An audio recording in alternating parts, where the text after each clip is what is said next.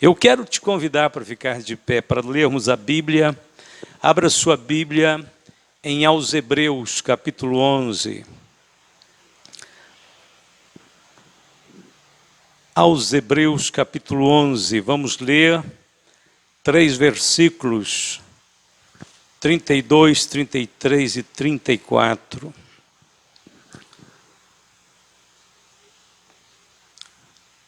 Hebreus 11, 32 a 34, acompanhe na sua Bíblia. E que mais direi?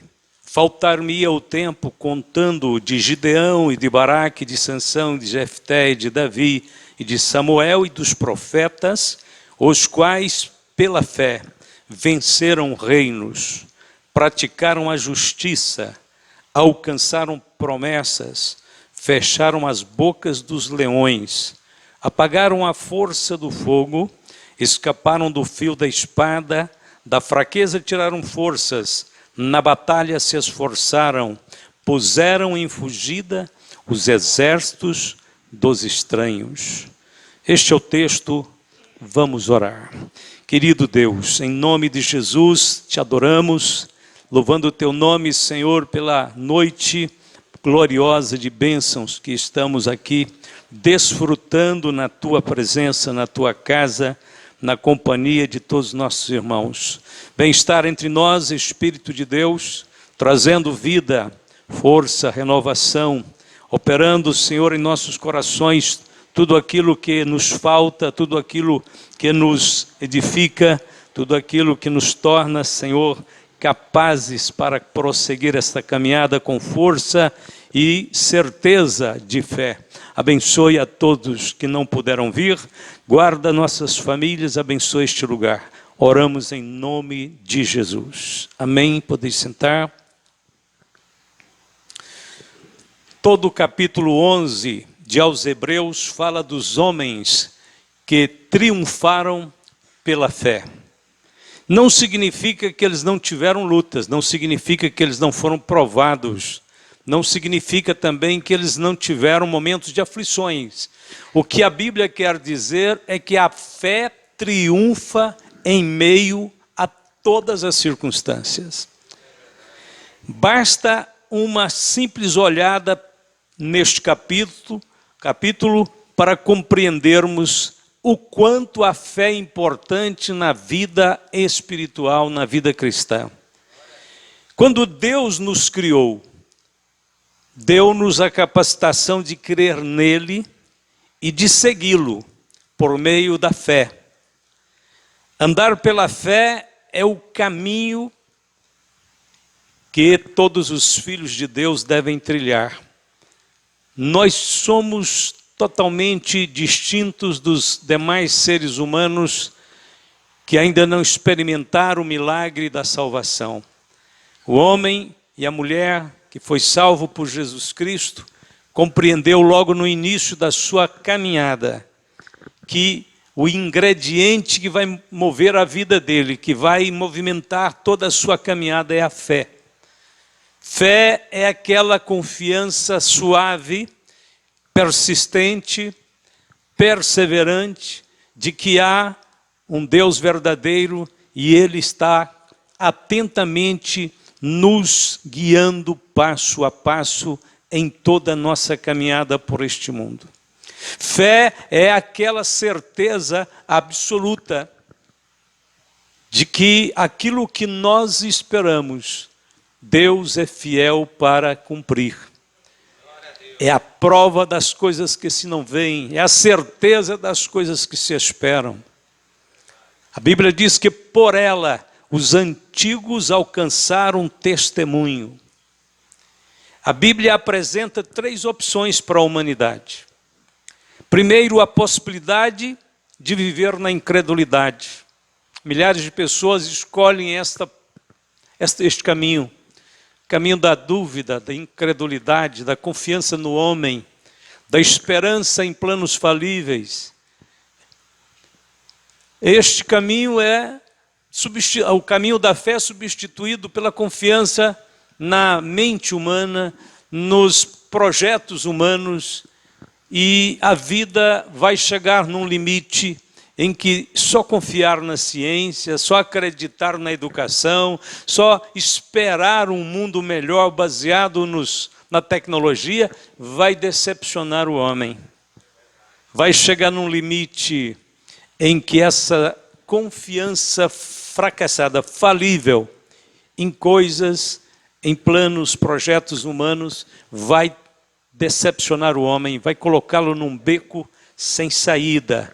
A Bíblia diz que até mesmo pessoas que tiveram bem próximas da possibilidade de viver pela fé, mesmo muitas delas que viveram com todo o conteúdo da fé, para uma vida de fé, acabaram se entregando para a incredulidade. Um exemplo dessas pessoas foi o próprio Israel. A Bíblia diz que, em Hebreus trata da fé, e lá no capítulo 3 diz que eles não puderam entrar na terra prometida, no lugar do descanso, por causa da incredulidade, porque não creram. Então a fé é um caminho que conduz ao descanso. O descanso de Deus é exatamente aquela experiência que nós chegamos no ponto de dizer: Deus, eu entrego tudo a Ti, eu descanso em Ti, eu confio em Ti, eu esperarei em Ti. Esperei com paciência no Senhor e Ele me ouviu o meu clamor. Glória a Deus. A segunda possibilidade para a humanidade é dar início à caminhada de fé.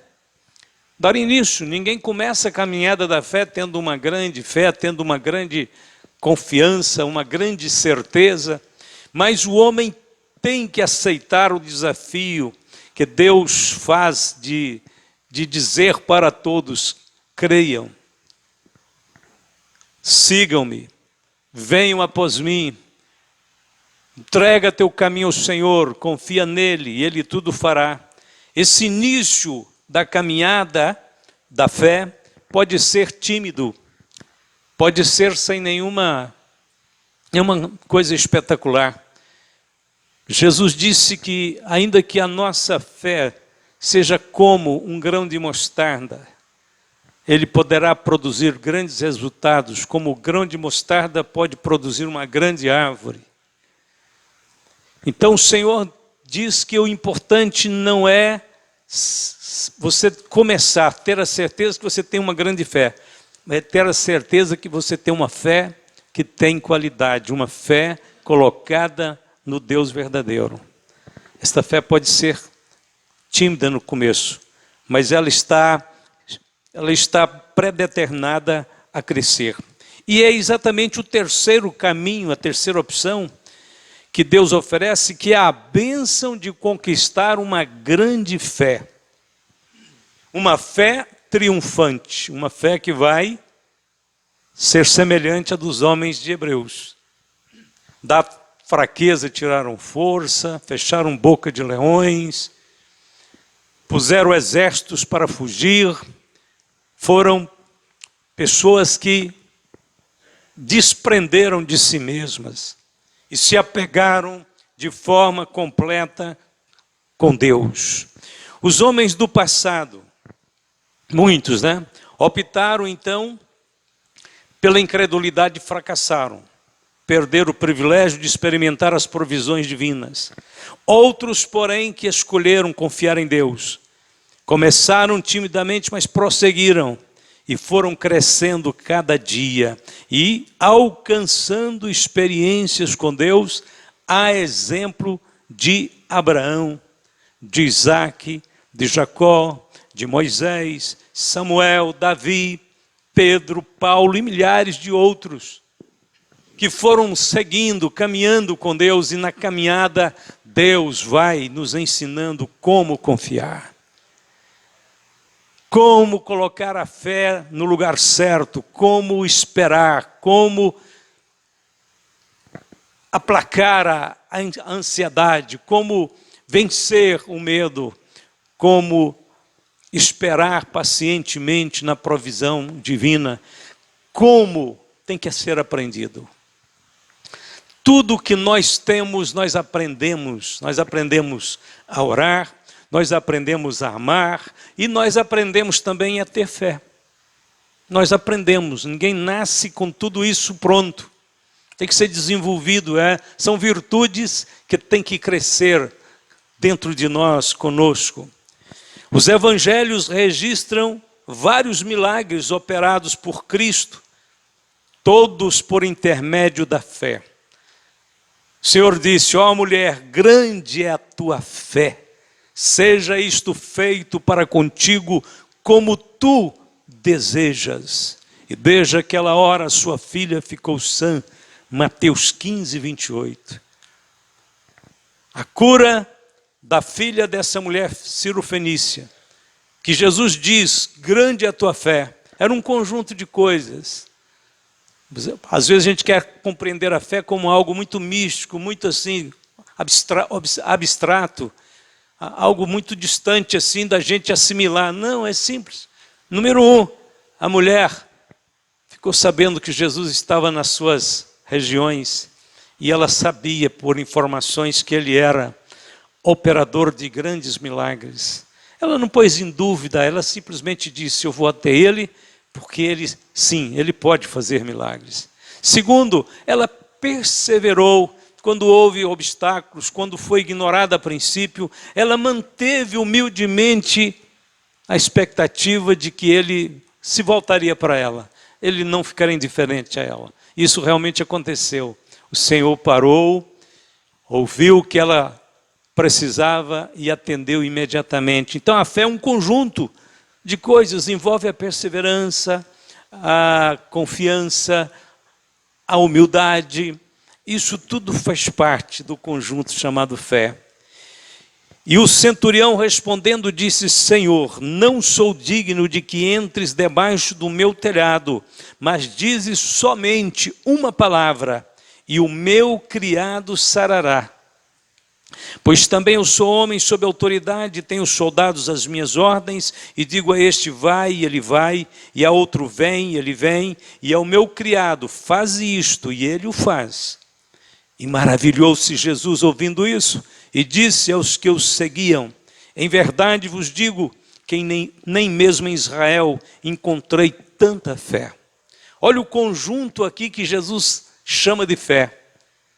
Primeiro, um homem de profunda humildade, um comandante de uma guarnição militar romana, humildemente vai ao encontro de Jesus. Jesus era peregrino, um pregador, saía pelas estradas pregando, não tinha Jesus não era reconhecidamente, credenciadamente pela religião judaica para fazer nada. Aliás, os líderes judaicos ficaram implicados com ele porque ele não devia nada para eles. Ele não precisava de passar pelo templo para ter permissão para depois começar a curar ninguém. Ele já começava a curar a partir da hora que ele saía. Ele já começava a curar, fazer milagres. E a religião oficial ficou implicada com ele por conta disso, porque ele não tinha que dar satisfação para eles. Jesus veio para fazer a vontade do Pai, e a esse ele dava todos os dias satisfação e obediência. Então, o centurião, saindo das formalidades que é comum na sociedade, né? As formalidades que reconhecem patentes, as formalidades que prepara cerimônias de reconhecimento, de aplauso, de elogio, saindo daquilo, foi atrás de Jesus, na estrada, na rua, na vila, sei lá, aonde Jesus estava. Ele estava em Cafarnaum. E chegando ali, ele começa então a usar todo aquele conjunto de virtudes que Jesus vai dizer. Tanta fé, que tanta fé nesse coração. Primeiro ele diz: Senhor, eu queria que o Senhor curasse o meu criado. Ele disse: então vamos lá. Ele disse: não, eu não sou digno de que o Senhor entre lá, debaixo do meu telhado. Diz só uma palavra, suficiente. Meu criado vai sarar, à distância, sem toque, sem nem visualização, nada, só a palavra.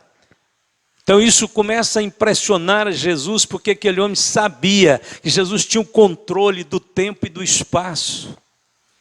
Não importava se ele estava aqui ou acolá, não importava se ele estava perto ou longe.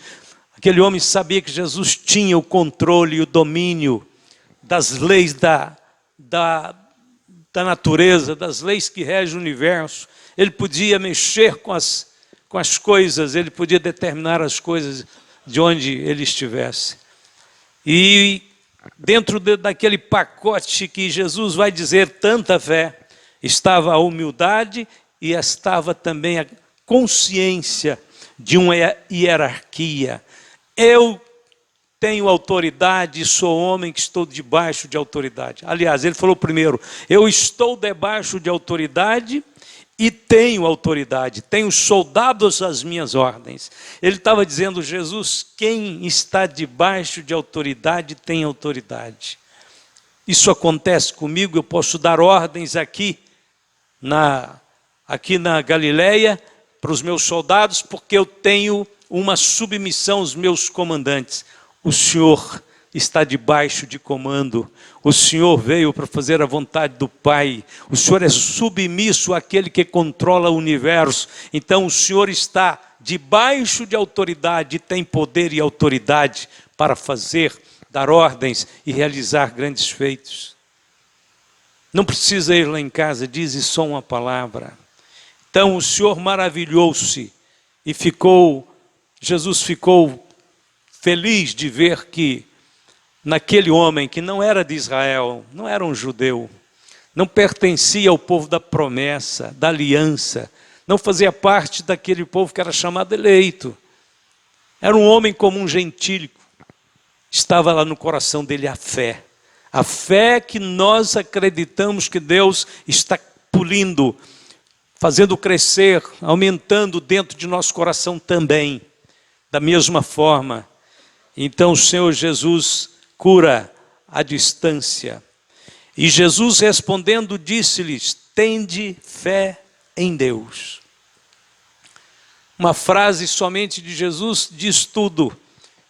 Não importa quais sejam as circunstâncias, em todo o tempo, tende fé em Deus. Não importa onde você esteja, tende fé em Deus.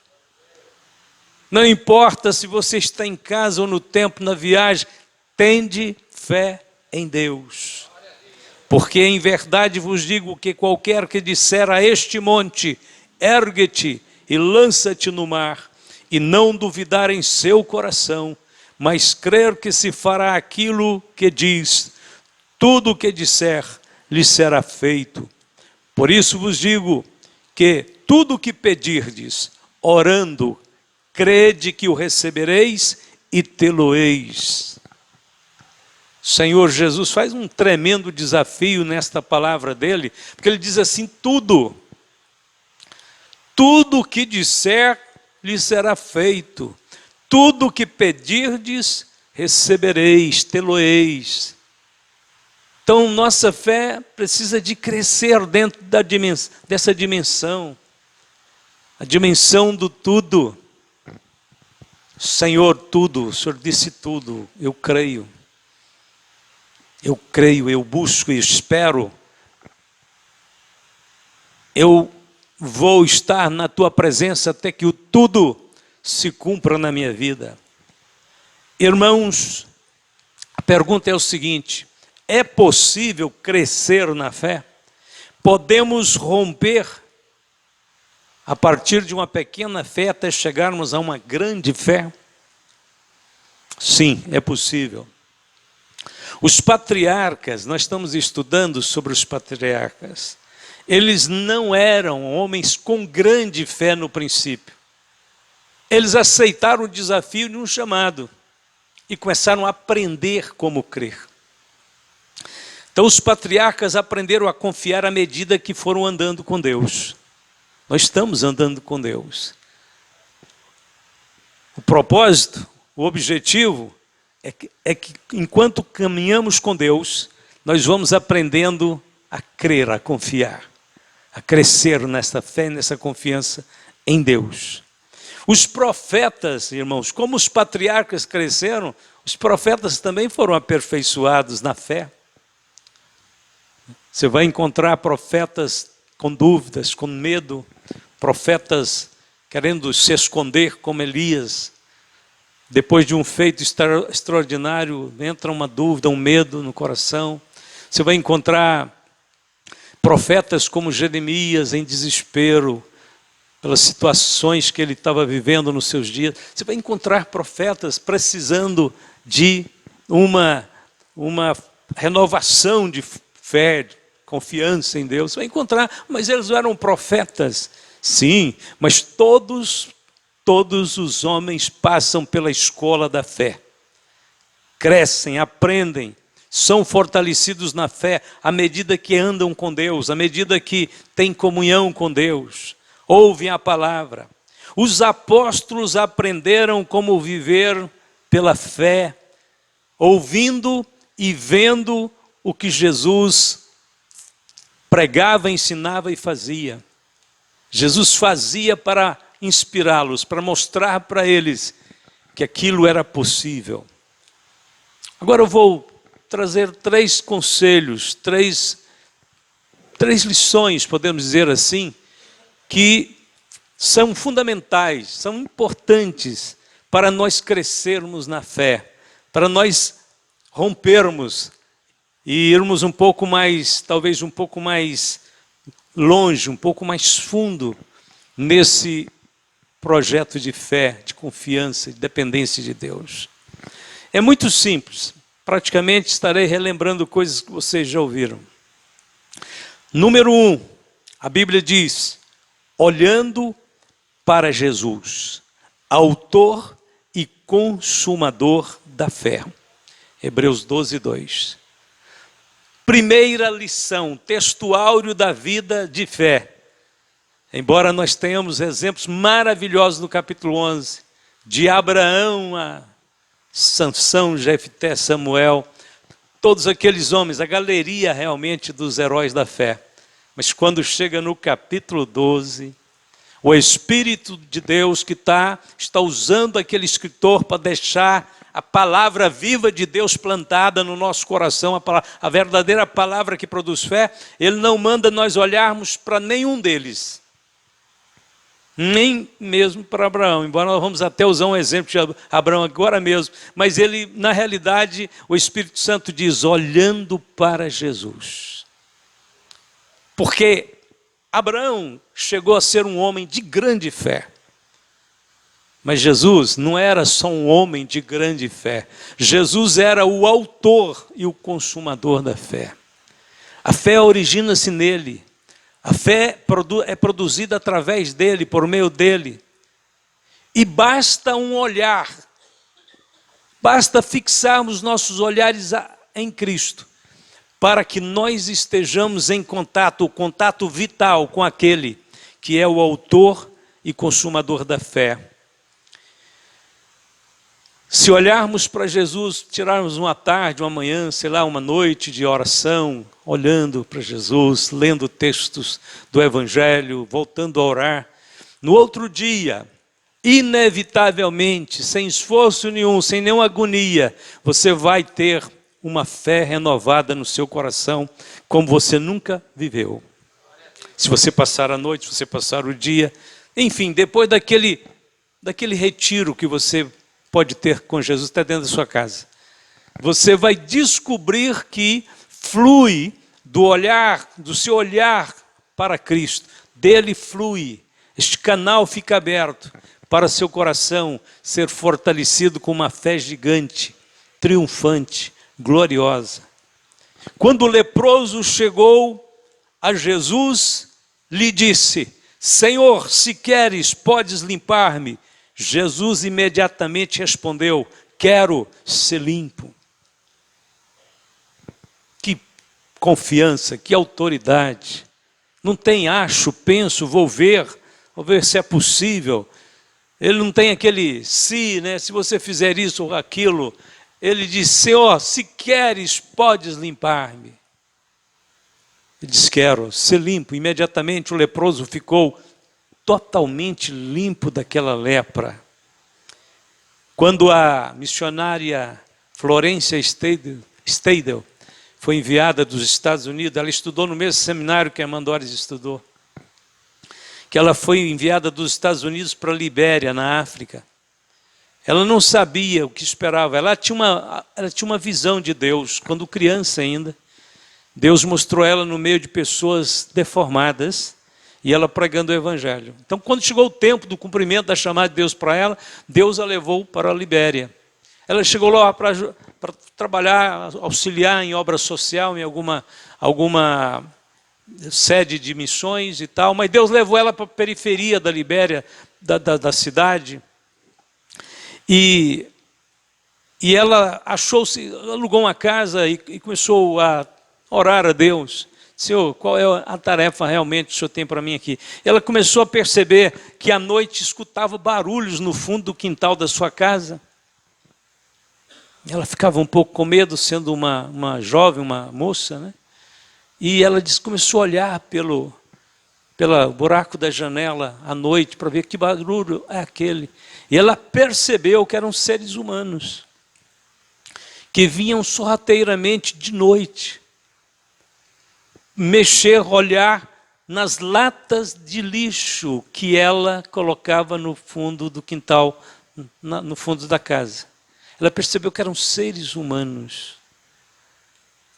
E ela, informada que naquela região tinha um surto muito sério, muito grandioso de lepra, ela ligou as coisas, porque os leprosos eram escorraçados praticamente da cidade, da família, e moravam no mato, lá nas cavernas. Então eles ficavam passando fome.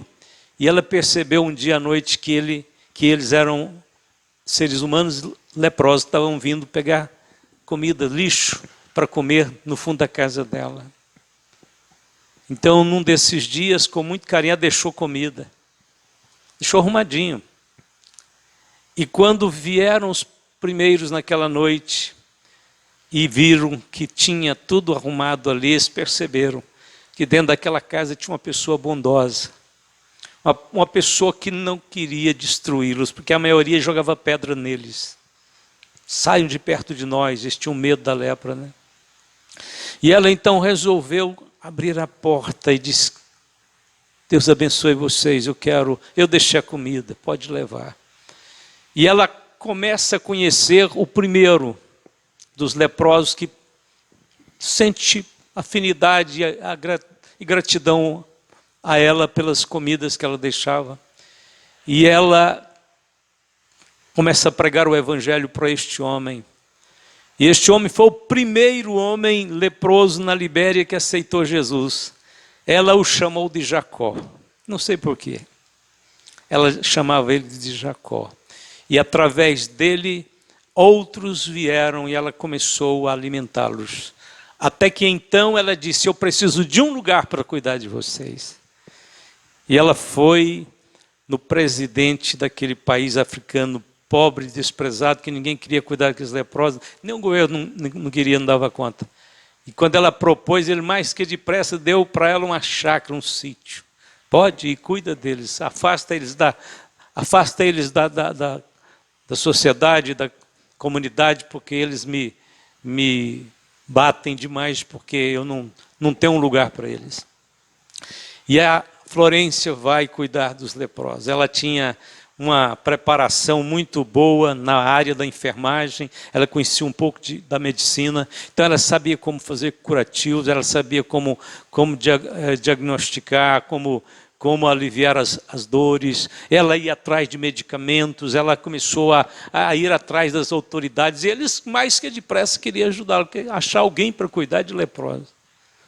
Mas aí, resumindo a história, Jesus começou a salvar os leprosos e a curar os leprosos. Ela conta que num culto que tinha quase umas 600 pessoas, porque aí não era só os pais leprosos, tinha filhos leprosos, já tinham contagiado, estavam com o contágio da doença. Ela disse, numa reunião tinha quase 600 pessoas, ela disse, mas nessa reunião, Jesus começou a batizar com o Espírito Santo os leprosos e curá-los. Ela disse, só numa reunião dessa foram mais de 30 batizados. E ela continuou o trabalho dela por muitos anos, eu não me lembro agora, eu tenho essa biografia linda. Vou trazer ela uma hora para a gente ver os detalhes. Mas o Senhor quer curar. E ela acreditou, Senhor, se o Senhor se não curar, eu vou cuidar deles. De qualquer forma, eu vou pregar o Evangelho, vou falar da salvação, a alma deles vai ser salva, eles vão para o céu. Mas Jesus, sem ao menos quase pedir, Jesus começou a curar e fazer grandes milagres no meio daqueles leprosos da Libéria. O nome dela é conhecido, dizem aqui até hoje, naquele país, pelo trabalho e o amor que ela dedicou àqueles leprosos. Mas o mais importante era o Senhor da Florência, né? Senhor Jesus, que era aquele mesmo que curou aquele enfermo, aquele leproso que chegou diante dele e disse, se queres, Senhor, podes limpar-me. E Jesus disse, quero. Quando Jesus chamou os apóstolos, logo no princípio do ministério, depois de ordená-los como apóstolos, Jesus disse, saiam agora e curem os enfermos, limpem os leprosos, ressuscitai os mortos, expulsai os demônios, de graça recebestes, de graça dai. Mateus 10, verso 8.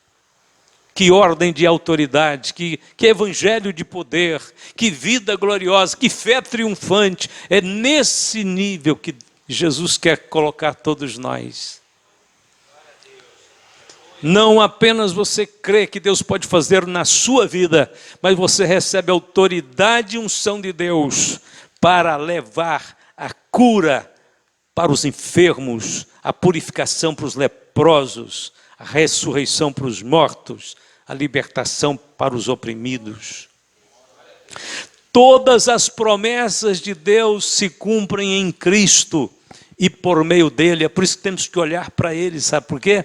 Porque a Bíblia diz o seguinte, olha, porque o Filho de Deus, Jesus Cristo, que entre vós foi pregado por nós, isto é, por mim e Silvano e Timóteo, não foi sim e não, mas nele houve sim. Lembra da palavra para o leproso? Quero. Eu quero, sim, eu quero. Em Jesus não houve sim, não. Em Jesus houve sim. Porque todas quantas promessas há de Deus, são nele sim. E por ele o amém. Para a glória de Deus por nós. Segundo os Coríntios 1, 19 e 20. Eu acho lindo esse versículo. A gente fica perguntando, por que nós dizemos amém? Porque Jesus é o amém. Porque Jesus é o sim. Jesus é aquele que confirma e diz verdade. A promessa de Deus é verdadeira. Eu sou o sim de Deus. Eu sou o amém de Deus. Não há sim, não. Há sim nele. Então a nossa fé cresce quando nós olhamos para esta atitude de Cristo como sim de Deus, o amém de Deus. Não tem essa dúvida. Sabe o que Deus quer? Deus vai curar depois que a pessoa fizer isso ou aquilo? Não, Jesus traz o milagre, traz a ação de Deus para a terra, o mover de Deus, é o reino de Deus expandindo no mundo. Alguns vão ser curados antes de ser salvos, alguns vão ser libertos antes de conhecer plenamente o Evangelho. E o Evangelho, a finalização dele é levar os homens a Deus. Mas a palavra da fé, ela é poderosa, ela avança, ela empurra o inferno para trás. Ela faz o diabo recuar. A Bíblia diz que enquanto Pedro manteve os seus olhos fixos em Jesus, ele caminhou sobre as águas. Enquanto ele olhava para o Senhor que lhe disse, vem, ele caminhou sobre as águas, está escrito. Pedro, descendo do barco, andou sobre as águas para ir ter com Jesus. Enquanto os nossos olhos estão fixos neles, irmãos, nós vamos caminhar sobre as águas. Só um mas é que traz um problema para Pedro. Mas, sentindo, nós não fomos chamados para viver de sentimentos, embora sentimentos faz parte da vida humana. Eu gosto de sentimento, mas a gente tem que separar. Quando a coisa é para decidir mesmo, o que tem que ficar é fé, não é sentimentos. Não é dizer se está sentindo ou não, é dizer eu estou crendo. A questão não é sentir, é crer. O justo de sua fé viverá. Sentindo o vento forte, teve medo. Olha, do sentimento passa para o medo. Sai da dimensão da fé, sai da estrutura que a fé dá. Enquanto Pedro está ouvindo a voz de Jesus ainda ecoando, vem, estava tudo bem. Enquanto os olhos de Pedro estavam postos no mestre, que também andava sobre as águas, está tudo bem. Mas quando Pedro, por um lapso, sentindo o vento forte, dá uma desligada do mestre, ele vai para o fundo, clamando e dizendo, Senhor, salva-me. E logo Jesus, estendendo a mão, segurou e disse-lhe, homem de pequena fé, por que duvidaste? Enquanto a dúvida não chega, irmãos, podemos andar sobre as águas. Enquanto a dúvida fica colocada de fora, podemos vencer os ventos fortes e as ondas altas. Mas não deixe que a dúvida chegue, mantenha ela longe de você. Eu creio, eu creio, eu creio, o Senhor pode, eu creio. E deixa as ondas levantarem e o vento soprar, porque enquanto você está reafirmando a sua confiança em Deus, você continuará andando sobre as águas. Segunda coisa, além de olhar para Jesus, além de pôr os olhos fixos em Cristo, saiba como aproveitar da virtude que há na palavra da fé. Palavra da fé é uma situação que muitos crentes perdem por não aprenderem isso logo no começo. Paulo disse, a palavra está junto de ti, na tua boca e no teu coração. Esta é a palavra da fé que pregamos. Romanos 10, 8. Deus já fez um depósito da palavra da fé no seu coração. Sua boca precisa falar. A sua boca precisa enunciar a palavra da fé. Você tem que tornar audível a fé que é algo oculto, algo invisível. Você tem que verbalizar a palavra da fé. A fé, aliás, verbalizar a fé. A palavra da fé já é ela verbalizada. Quando você começar a verbalizar a palavra da fé, no mínimo você vai mandar muitos demônios embora para longe de você, porque eles não suportam ver ninguém falando que crê em Deus, que confia em Deus, que o sangue de Jesus Cristo tem poder. Quem fala isso porque confia.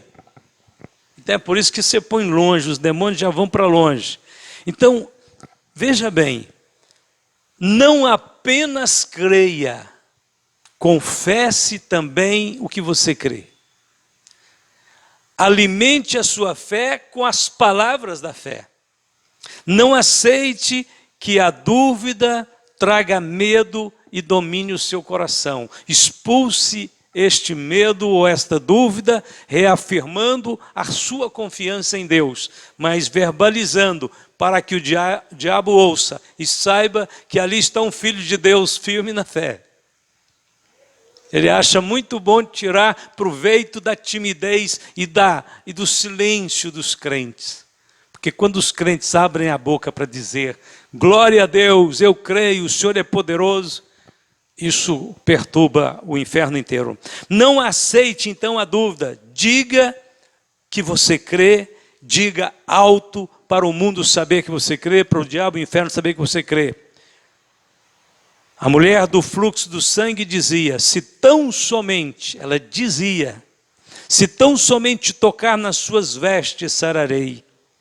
E logo se lhe secou a fonte do seu sangue, e sentiu no seu corpo estar já curado daquele mal. Ela não tinha muitas forças mais não, aquela mulher estava muito fraca. 12 anos perdendo sangue, pobrezinha. Estava um caquinho, né? Fraquinha, tremendo de fraqueza, transpirando toda na caminhadinha que ela fez da sua casa até a rua, o lugar onde Jesus estava passando. Mas ela sabia de uma coisa, eu posso falar. E ela falou alto, porque alguém escutou e anotou. Está na Bíblia porque alguém ouviu. Se tão somente eu tocar nas suas vestes, sararei. Ela diz, se tão somente tocar nas suas vestes, sararei, dizia ela. Então, o que nós temos que fazer todos os dias? Não é à toa que essas palavras estão na Bíblia. Foi por isso que Davi disse, o Senhor é o meu pastor, nada me faltará. Palavra da fé. O Senhor é o nosso pastor, o Senhor é o meu pastor. Eu tenho que dizer para mim mesmo ouvir, para mim convencer ao meu próprio coração, que pode ficar meio abalado uma hora, eu tenho que dizer, o Senhor é meu pastor, nada me faltará. O Senhor está comigo, o Senhor me ajudará. Se o Senhor é por nós, quem será contra nós? Operando Deus, quem impedirá? O Senhor dos exércitos está conosco, Deus de Jacó é o nosso refúgio. Citar a Bíblia, confessar aquilo que a palavra diz. Esta palavra da fé, verbalizada, traduzida em expressões verbais, ela tem um efeito de ir e voltar. Ela vai como um testemunho e volta como uma reafirmação. Diz, é isso que eu creio. É isso que eu disse, é isso que eu creio. É isso que eu estou falando, é isso que eu confio. Eu confio no Senhor. O Senhor será comigo, o Senhor estará comigo. E a última coisa, não podia deixar de voltar no Abraão, que tinha promessas de Deus, e Deus esperou por muito tempo para cumprir aquelas promessas. A maior promessa de Deus para Abraão eram duas, né, as maiores. Deus tinha prometido para Abraão uma terra, que era a terra de Canaã, e uma descendência numerosa, como estrelas, como as estrelas do céu. Abraão aceita o desafio de andar com Deus para ir aprender a caminhada da fé. E Abraão vai aprender mesmo. Vai ter problemas, vai ter retrocessos, mas ele vai aprender. O importante é que ele não desiste. E o importante é que nenhum de nós desistamos.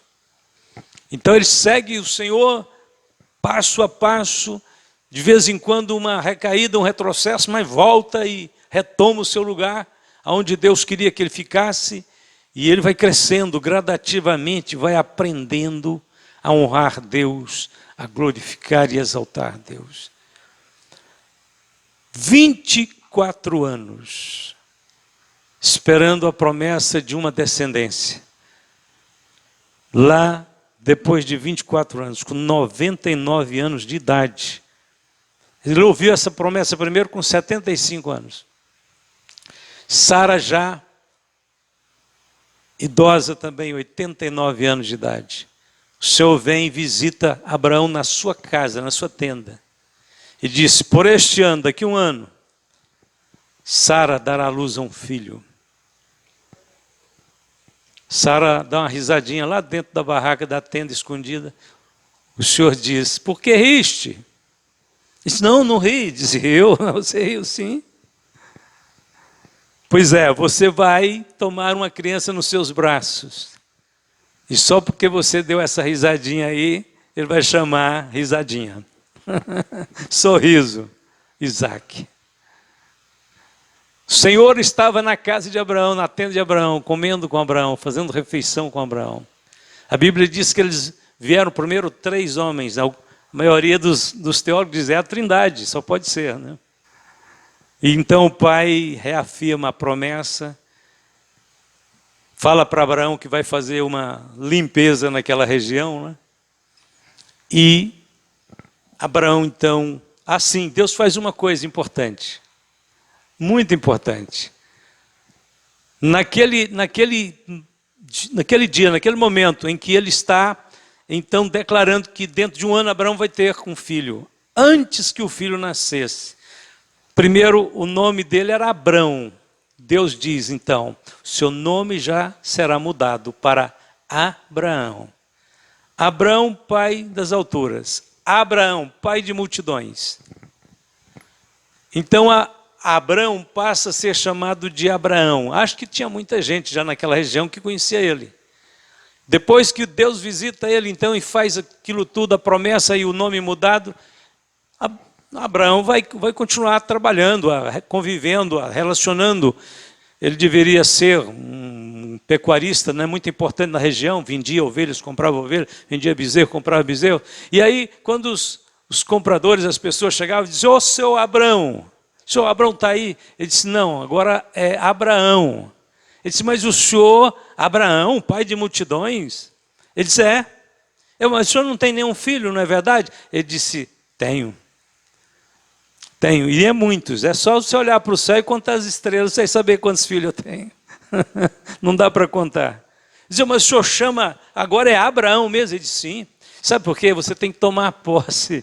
Você tem que tomar posse da bênção de Deus antes de ter ela na sua mão. Eu já sou Abraão. Mas você não tem nenhum filho, diz, mas eu já sou Abraão. Deus disse que meu nome agora é Abraão. Eu vou continuar vivendo e me manifestando agora, eu vou continuar agora como Abraão. Então você não espera ter, você já declara a sua confiança na bênção de Deus, na promessa de Deus, antes de tê-la nas suas mãos, porque prometendo Deus, não há ninguém mais que pode impedir que aquilo se cumpra. Né? Se você está esperando em Deus, espera. A hora que o Senhor colocar as mãos e dizer, é agora, filho. É agora, minha filha, que vai começar a desencadear tudo aquilo que você vem esperando. Então, a partir daquela hora, pode começar a cantar. Miriam deixou para cantar do outro lado do Mar Vermelho, mas o certo é cantar antes do lado de cá. Porque o Senhor vai abrir o mar, nós vamos passar com o pé enxuto, e quando chegar do outro lado de lá, a gente renova o cântico, mas já começou a cantar do lado de cá. Esta é a verdadeira fé que já antecipa a gratidão e o louvor a Deus. Por isso que a Bíblia diz que Abraão foi fortificado na fé, dando glória a Deus. Ele deu glória a Deus antes de tudo. Quando Deus disse que ele ia ser pai, a Bíblia diz que ele não atentou mais para o seu corpo já amortecido, mas foi fortalecido, fortificado da fé, dando glória a Deus, adorando, glorificando, bendizendo o nome do Senhor. E assim, nós vamos o quê? Crescendo na fé. Claro que Abraão ainda ia crescer muito mais, até chegar no ponto máximo da sua fé e dedicação a Deus, sua obediência integral ao Senhor, aonde o Senhor faz aquele desafio a ele que é totalmente incapaz da gente compreender. Deus submeter a Abraão àquele teste foi incrível, tremendo, não sei explicar. Eu sei que Abraão aceitou e disse, eu vou até o fim, com Deus eu vou até o fim. Deus certamente, então, já que ele me disse que vai me dar uma descendência numerosa, então, certamente, ele vai ressuscitar o Isaac, porque ele está pedindo o Isaac. E nós sabemos como é que a história termina, não precisa explicar mais nada. Deus não queria, na realidade, não era Isaac. Sabe o que Deus queria? O coração de Abraão, a vida de Abraão.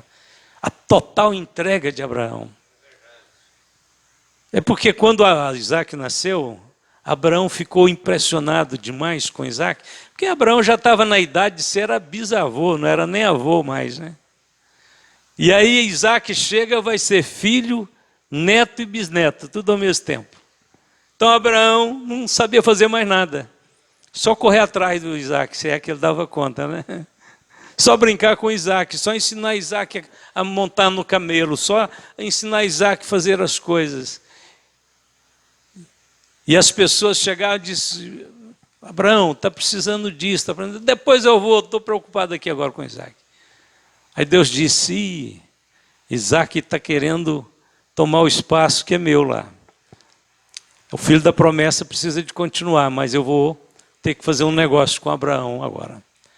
Então, naquele dia, Deus coloca o Isaac no lugar certinho e assume controle absoluto da vida de Abraão. E aí diz para ele, olha, agora sim, tua descendência será numerosa. Fica com teu filho, eu não tenho interesse nenhum de sacrifícios humanos. Eu queria a entrega, você já fez a entrega, o resto está tudo certo. Irmão, tem coisa que quando a gente decide no coração, Deus já atende. Deus já resolve tudo para a gente. Mas tem que chegar naquele limite, tem que chegar naquele ponto em que você, sabe, você chega no seu ponto máximo e você diz, Deus, aqui eu me acabo, aqui eu me rendo, aqui eu me entrego completamente. Eu não debato mais, eu não falo mais nada, seja feita a tua vontade, cumpra-se o teu querer. Tudo que o Senhor disser, eu estarei pronto para fazer. Nesse momento, o Senhor não vai querer mais nada de coisas que você faça para Ele. Ele queria você. Você passou a ser totalmente dele, então o resto agora é só acréscimos de bênção e de vitória. A fé pode crescer, a fé que Deus nos deu está crescendo. Nós podemos dizer hoje que estamos mais firmes, muito mais firmes hoje do que quando aceitamos a fé. Nós podemos dizer hoje que pela fé nós fomos completamente justificados. Pela fé estamos sendo fortalecidos no Senhor. Pela fé estamos sendo renovados. Pela fé nós estamos experimentando essas porções novas de Deus em nossa vida e caminhamos. Olha, você se torna uma coluna. A Bíblia diz que a igreja é a coluna e a firmeza da verdade no mundo. Mas essa coluna e firmeza da verdade somos nós. Não é o templo, não. Não é o nome da instituição lá na ata da criação da igreja, não. É esta coluna somos nós, são os crentes. São aqueles que cresceram, estabeleceram-se na fé, são constantes, são firmes, são presentes, glorificam a Deus a cada dia, porque sabem que são fortalecidos na comunhão com o Senhor. São pessoas dessa natureza. Amém? Vamos ficar de pé nesse instante, vamos abençoar vidas aqui nesta noite pela palavra da fé. Vamos estender nossas mãos em direção àquela família, àquele lar, àquela pessoa que você ama e quer um milagre para ele, para aquela pessoa, para a casa dela. Vamos abençoar e vamos exercer o ministério. Jesus disse, curar enfermos, limpem os leprosos. O Senhor nos deu essa autoridade, nos incumbiu dessa missão. Nós estamos deixando de pôr em funcionamento os dons espirituais. Vamos tomar eles de volta. Sabe onde eles estão, Senhor? Pastor, os dons espirituais estão na sua vida, no seu coração, na sua espiritualidade. Estão aí. Deus não quer dom espiritual lá no céu, lá não precisa. O Senhor mandou os dons para a terra. Onde que precisa Deus? Na igreja, neste mundo, para que eles saibam que o Senhor cura, que o Senhor faz milagres e maravilhas. Vamos falar então com Deus, cada um sabe as pessoas que você quer interceder, confie, esteja seguro agora que Deus vai te ouvir. Eterno Deus, Pai de nosso Senhor Jesus Cristo, Deus da glória, Deus todo-poderoso e santo, nós oramos, Senhor, inicialmente pelo irmão Durval, pela recuperação, pela cura dele, Senhor. Em nome de Jesus, estende as mãos e abençoe ele no hospital neste momento. Clamamos pelo Irineu, Senhor, este homem também que está no UTI. O Senhor é o Deus que ressuscita os mortos, levanta os enfermos, restaura, Senhor, os abatidos. Em nome de Jesus, que o Irineu receba vida, autoridade do nome de Jesus que vivifica agora seu corpo, sua mente, toda a sua vida. Oramos, Pai, abençoando a família, os lares, as vidas, Senhor, que Tu tens colocado na mente de cada um dos Teus filhos nesta noite. Cada irmão, cada irmã aqui, Senhor, lembra neste momento de alguém e espera da tua parte um milagre para estas pessoas, para estas situações. Vai ao encontro, Senhor. Vai ministrando a sua virtude, Senhor, segundo a grandeza da autoridade do nome de Jesus. Caia por terra todas os ardis, todas as artimanhas de Satanás, todos os demônios que oprimem, que afligem. Cai por terra agora todo o medo, toda a timidez, toda a indiferença.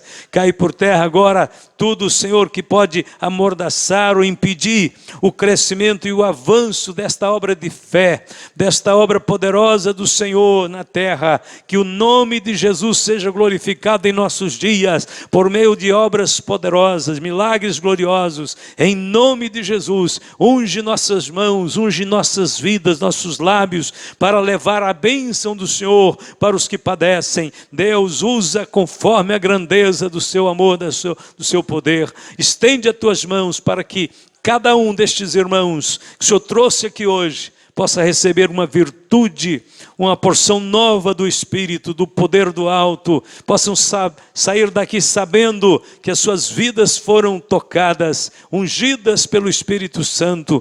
Em nome de Jesus, que cada um leve para sua casa agora algo de Deus, uma virtude do céu, o poder do Espírito Santo, possa levar para sua casa, para sua família, para o seu lar. Em nome de Jesus, nós tomamos posse destas bênçãos e já declaramos que somos, Senhor, fortalecidos, tomados pelo poder de Deus para fazer algo grandioso nesses dias, e o seu nome seja glorificado, hoje e sempre. Todos podem dizer amém.